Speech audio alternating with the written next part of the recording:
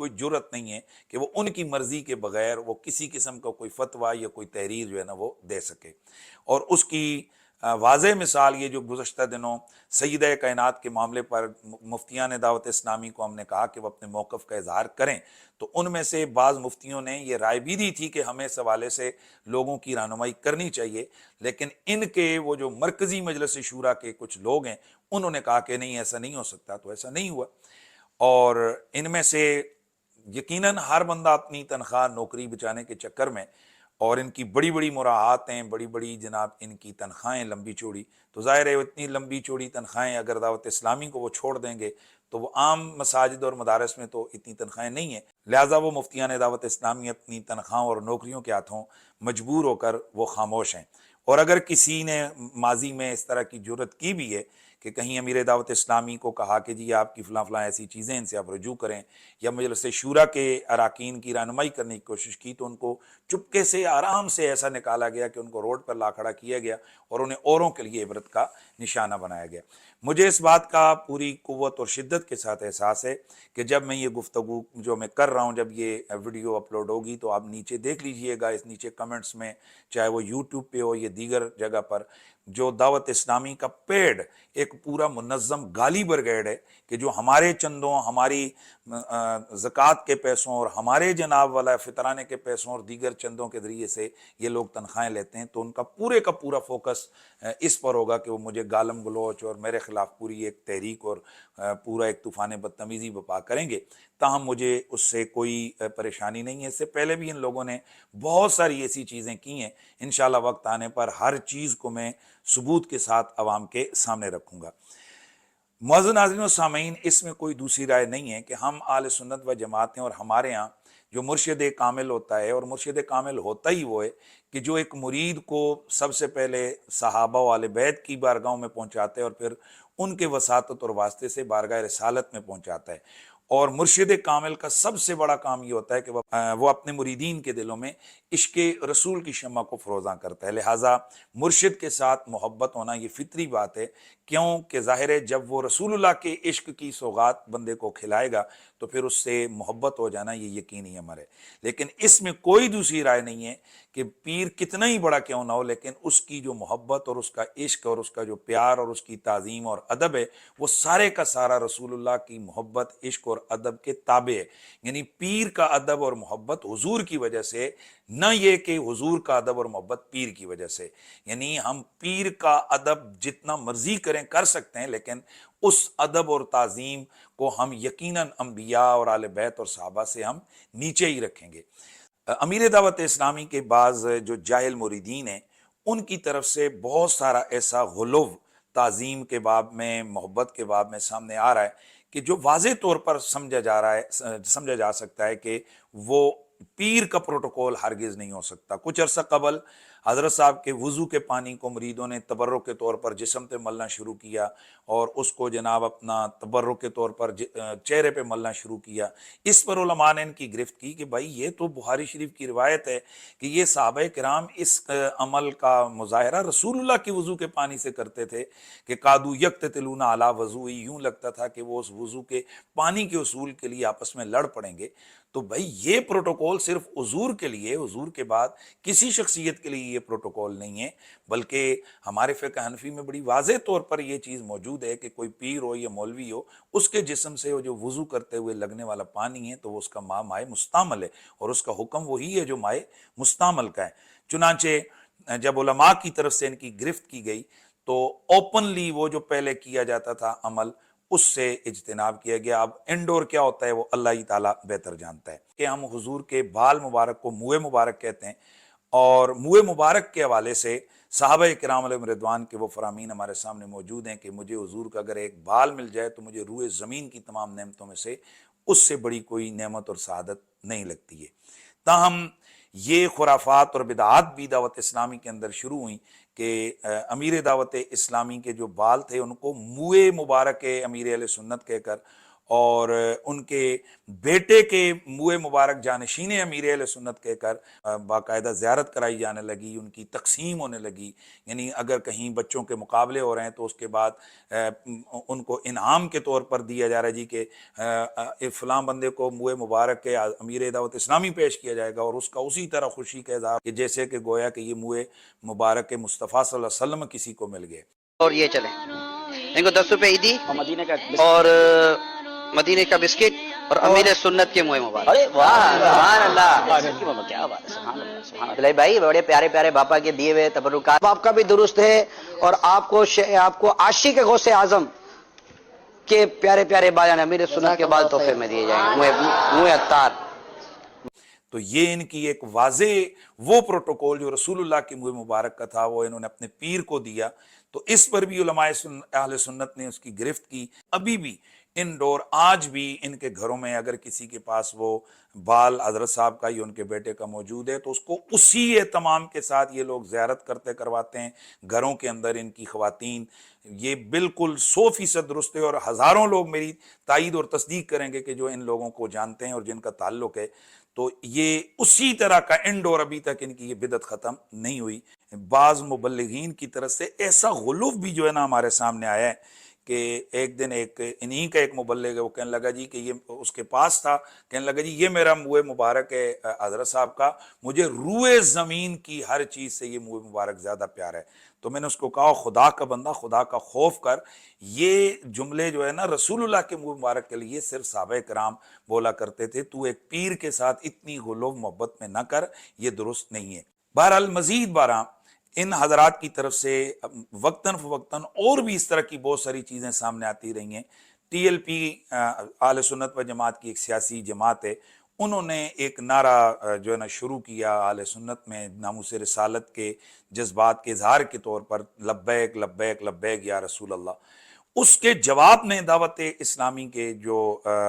لوگ ہیں، جو ان کے رکن شورا ہیں، یہ میں عام لوگوں کی بات نہیں کر رہا کہ بعض جاہل جو مرید ہوتے ہیں، یہ ان کے مرکزی سطح کے لوگ، انہوں نے جناب جو نعرہ اس کے مقابلے میں شروع کیا وہ تھا جی لبیک یا عطار، لبیک یا عطار۔ پکارا ہے، ایسا پکارا ہے کہ ہم نے ساؤتھ افریقہ سے بھی لبیک کی آواز سنی ہے، ہم نے پاکستان سے لبیک کی آواز سنی ہے، ہم نے فارس سے لبیک کی آواز سنی ہے، عرب دنیا سے لبیک کی آواز سنی ہے، امریکہ سے لبیک کی آواز سنی ہے، کینیڈا سے لبیک کی آواز سنی ہے، یورپ کے ممالک سے لبیک کی آواز سنی، یو کے سے لبیک کی آواز سنی، مساجد سے لبیک کی آواز سنی، مدارس سے لبیک کی آواز سنی، قوموں سے لبیک کی آواز سنی۔ سندھی بھی بولتا ہے لبیک، آپ پنجابی بھی بولتا ہے لبیک، انگریزی بھی بولتا ہے لبیک، انڈونیشی بھی بولتا ہے لبیک، جس زبان والے کو دیکھو بولتا ہے لبیک یا عطار، لبیک یا عطار، لبیک یا عطار، لبیک یا عطار۔ ایک مرد کلندر نے، ایک مرد کلندر نے، مرد کلندر نے۔ ہم اہل سنت و جماعت ہم نعرہ لگاتے ہیں المدد یا نبی یا المدد یا علی۔ اب آپ لوگ جگہ جگہ سٹکر لگے ہوئے دیکھیں گے کہ دعوت اسلامی کے یہ جاہل مبلغین یہ نعرہ لگا رہے ہوتے ہیں المدد یا عطار، المدد یا عطار۔ اور یہ جو ساری ان کے یہ جو بدعات اور خرافات اور غلو ہے، یہ حضرت صاحب کی زندگی میں ان کی آنکھوں کے سامنے یہ سب کچھ ہو رہا ہے۔ معزز ناظرین و سامعین، ہم اہل سنت و جماعت رسول اللہ صلی اللہ علیہ وسلم کی ولادت باسعادت کے جشن کو اپنی سعادت سمجھتے ہیں۔ ہم حضور کا میلاد مناتے ہیں، اس میلاد کی خوشی میں ہمارے ہاں کھانے پکتے ہیں، گھروں پر چراغاں ہوتا ہے، مبارکیں دی جاتی ہیں، نئے کپڑے پہنے جاتے ہیں، اور میں یہ سمجھتا ہوں کہ ہماری سب عیدوں سے بڑی عید رسول اللہ کی ولادت باسعادت کا دن ہے۔ اور ہمارے ہاں ہمارے اہل سنت و جماعت کا یہ عرف ہے کہ حضور کی ولادت باسعادت کی خوشی میں ہمارے ہاں جلوس نکلتے ہیں، اور ایک خاص تہذیب کے ساتھ، انداز کے ساتھ ہاتھوں میں جھنڈے لہرائے جاتے ہیں، اور آقا کی آمد مرحبا، سرکار کی آمد مرحبا، لجپال کی آمد، منٹھار کی آمد، سردار کی آمد مرحبا، اس طرح کے ہمارے ہاں نعرے بلند کیے جاتے ہیں۔ سرکار کی آمد مرحبا، آقا کی آمد مرحبا، پیارے کی آمد مرحبا، دار کی آمد مرحبا، آقا کی آمد مرحبا۔ اور یقیناً بالیقین یہ اہل سنت و جماعت کے عرف میں یہ طریقہ خاص پروٹوکول ہے رسول اللہ صلی اللہ علیہ وآلہ وسلم کا۔ لیکن بڑی بدقسمتی ہماری اور مجھے افسوس سے کہنا پڑ رہا ہے کہ پچھلے کچھ عرصے سے جو دعوت اسلامی میں کئی خرافات جو ہے نا ان کی مجلس شورا کے لوگوں نے اور ان کے ذمہ داروں نے شروع کی ہیں، ان میں سے ایک ان کی جو بدعت انہوں نے شروع کی ہے وہ ہے جشن ولادت امیر اہل سنت کے نام سے ان کی جناب والا خرافات کا اظہار، اور اس دفعہ تو انہوں نے حد ہی کر دی ہے، اور یہی وجہ ہے کہ اس وقت پوری دنیا کے اندر اہل سنت و جماعت کے علماء پریشان ہیں اور سخت جناب غم اور غصے میں۔ کچھ واٹس ایپ گروپس میں وہ اپنا اظہار کر رہے ہیں، کچھ نے تحریریں بھی مختلف ویب سائٹس پر مختلف جگہ پر لکھی ہیں، چند ایک نے ویڈیو بھی ڈرتے ڈرتے بنائی ہیں، لیکن چونکہ دعوت اسلامی کا ایک منظم جو گالی برگیڈ ہے اور جو ان کے مجلس سے شورا کے اراکین کے جو پالتو قسم کے جو دائیں بائیں کے ہر وقت جناب والو کاٹ کھانے کو دوڑنے والے چند جو خطیب اور وہ لوگ ہیں، تو ان کی ویڈیوز سے اور ان کی گالم گلوچ سے بہت سارے لوگ بیچارے ڈرتے ہیں اور اپنی عزت بچانے کے لیے وہ اس طرح ویڈیوز تو انہوں نے نہیں بنائی۔ تاہم اس وقت پورے دنیا کے اہل سنت و جماعت میں انتہائی غم اور غصہ پایا جا رہا ہے، وہ اس طرح سے کہ اس دفعہ امیر دعوت اسلامی الیاس اتار قادری صاحب ان کے ولادت کی جو ان کا ولادت کا دن ہے 26 رمضان المبارک، تو اس کے حوالے سے پہلے سے اناؤنسمنٹ کی گئی، گھروں پہ چراغاں کیا گیا، حتیٰ کہ یہاں مسجدوں پر بھی بہت سارا چراغاں کیا گیا، اور پھر ان کی ولادت کے خوشی میں باقاعدہ طور پر جلوس نکالے گئے، اور جو مرکزی جلوس نکالا گیا وہ کراچی کے اندر نکالا گیا، اور اس کو باقاعدہ طور پر جو مدنی چینل ہے اس چینل کے اوپر جناب وہ دکھایا گیا۔ سردار کی آمد مرحبا، سالار کی آمد مرحبا، سالار کی آمد مرحبا، منٹھار کی آمد مرحبا، منٹھار کی آمد مرحبا، میرے پیر کی آمد مرحبا، میرے پیر کی آمد مرحبا، عطار کی آمد مرحبا، عطار کی آمد مرحبا، عطار کی آمد مرحبا، عطار کی آمد مرحبا، مرشد کی آمد مرحبا، مرشد کی آمد مرحبا، رہبر کی آمد مرحبا، رہبر کی آمد مرحبا، عطار کی آمد مرحبا، عطار کی آمد مرحبا، مسلک کا تو امام ہے الیاس، عطار کی آمد مرحبا، عطار کی آمد مرحبا، سردار کی آمد مرحبا، سردار کی آمد، سالار کی آمد مرحبا، میرے پیر۔ مدن ناظرین، ظلم تو یہ ہے کہ بالکل وہی تہذیب وہی انداز جو رسول اللہ کی ولادت باسعادت کے جلوس کا ہوتا ہے وہی سیم امیر دعوت اسلامی کے جلوس کے ساتھ روا رکھا گیا،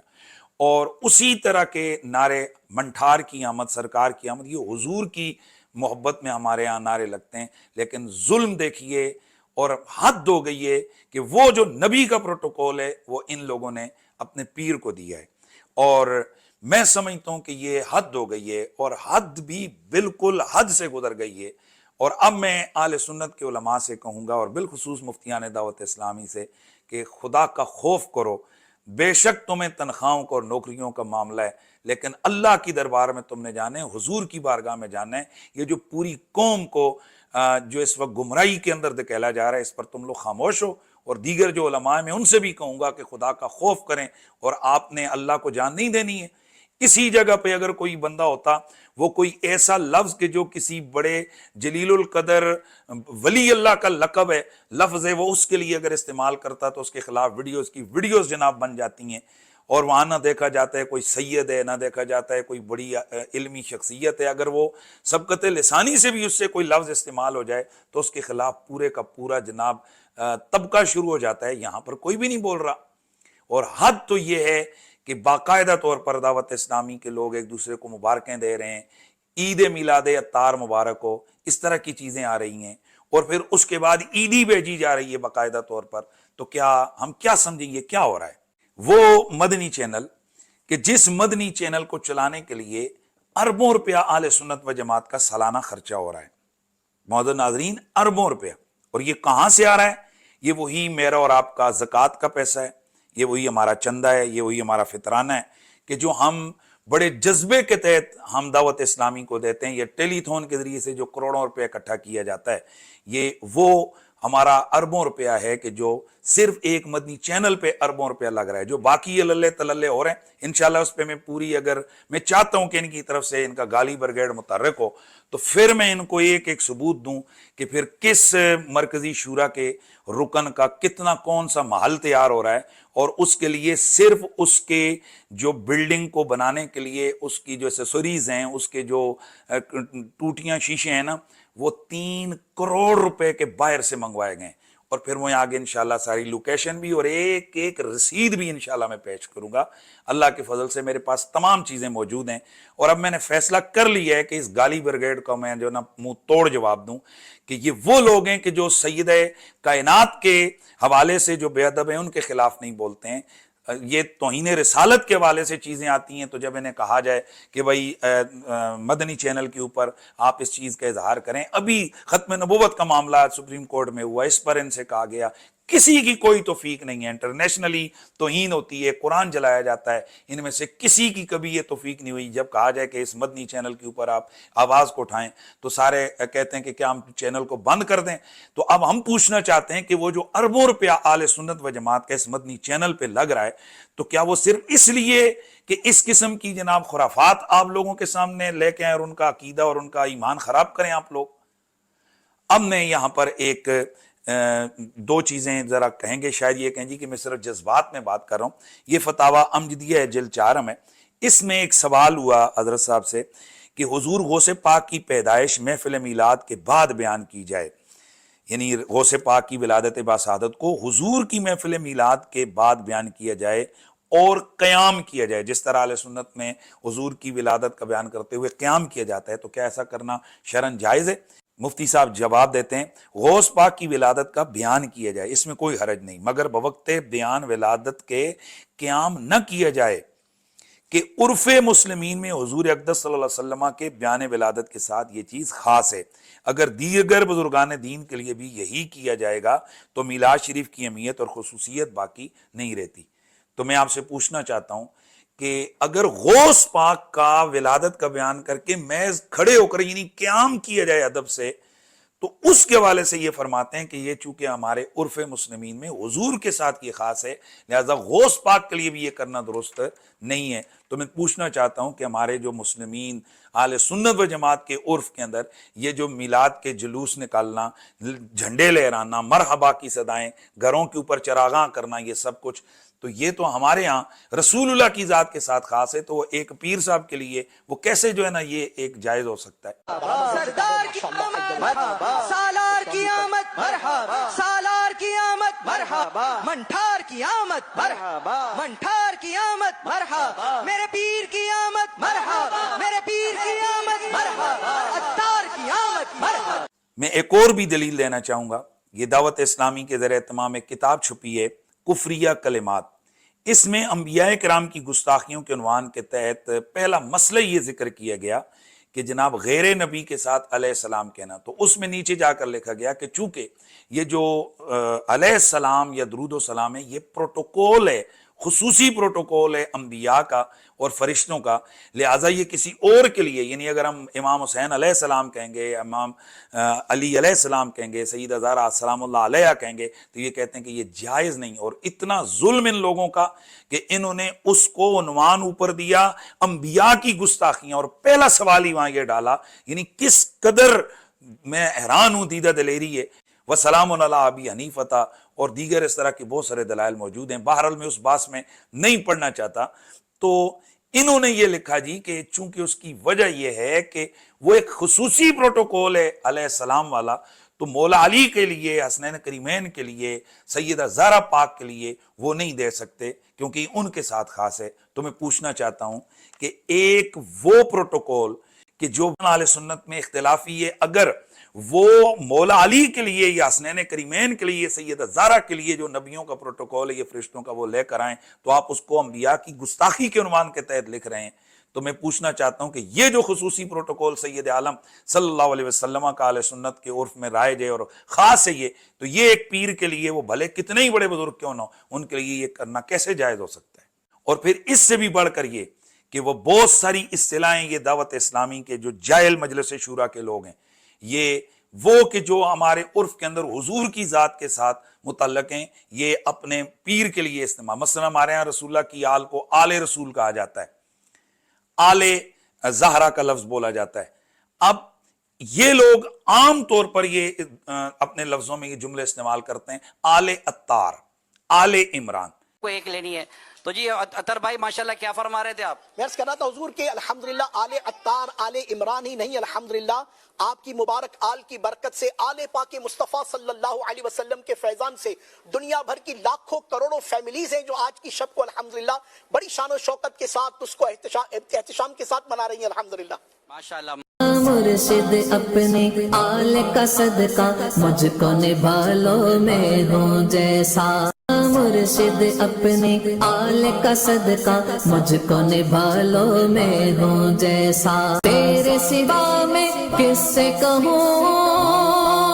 بابا. تو یہ کیا ہے؟ یہ سب چیزیں جب ہم اپنے سننے والوں سے اور میں علماء سے کہوں گا کہ آپ اس کے اوپر جناب غور کریں کہ یہ کیا ہو رہا ہے. اور پھر وہ مدنی چینل کہ جس کے اوپر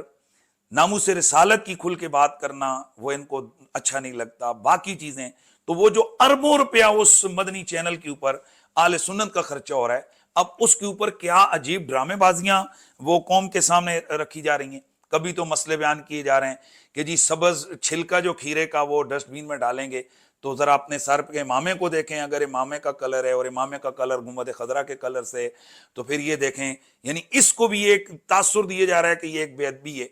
اب یہ دیکھو نا کھیرا بیچارہ یہ کیا بولتا ہے؟ کچھ نہیں بول رہا بابا، کچھ نہیں بولتا، کتنا پیارا پیارا. اور اس کو پیارا کون نہیں بولے؟ سبز سبز ہے. سبحان اللہ. اب اس بے ضرر کھیرے کو اس کو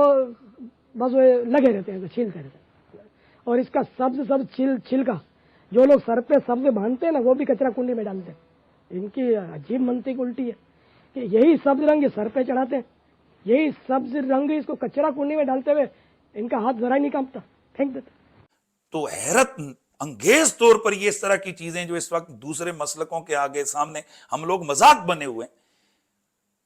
ایک جرنل سا سوال ہے کہ یار اگر کھیرے کے چھلکے سبز ہیں وہ پاؤں کے نیچے پھینکنا یہ بے ادبی ہے، یا ڈسٹ بین میں ڈالنا یہ بے ادبی ہے، تو پھر اس سبز گھاس پہ چلنا جو اس کو اپنے جوتوں کے نیچے آپ روند رہے ہیں وہ جائز ہے؟ اس پہ پھر کیا فتویٰ دیں گے؟ پھر کبھی جناب کہا جاتا ہے کہ جی کیلے کا منہ ادھر کیا جائے. تو اچھا پھر میں نے ان کے منہ قبلے کی طرف کر دیا،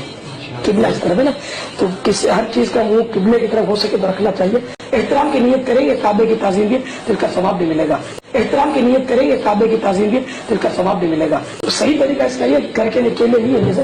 اس کو ڈوری میں ڈال کر کہیں مطلب مناسب جگہ پر لٹکا دیں، تو اس سے یہ مزید اس کی کوالٹی برقرار رہے گی اور ڈیمیج نہیں ہوں گے. سبحان اللہ. یہ نا اب یہ لٹک گیا،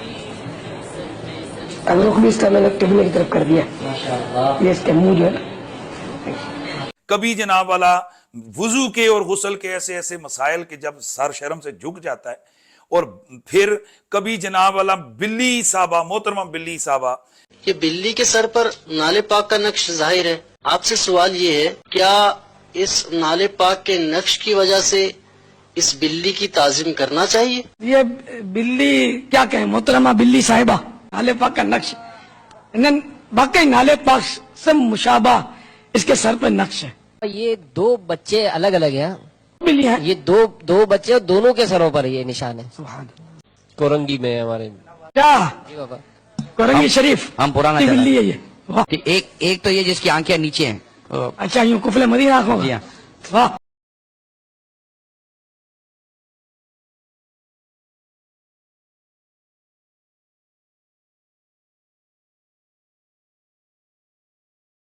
یہ بلی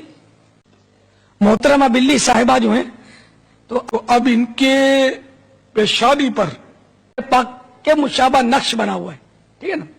اب یہ سمجھ کر کے یہ نالے پاک سے مشابہ ہے، اگر کوئی احترام کرتا ہے یا اس کو چومتا ہے تو انشاءاللہ ثواب کا حقدار بنے گا. اور یہ ساری چیزیں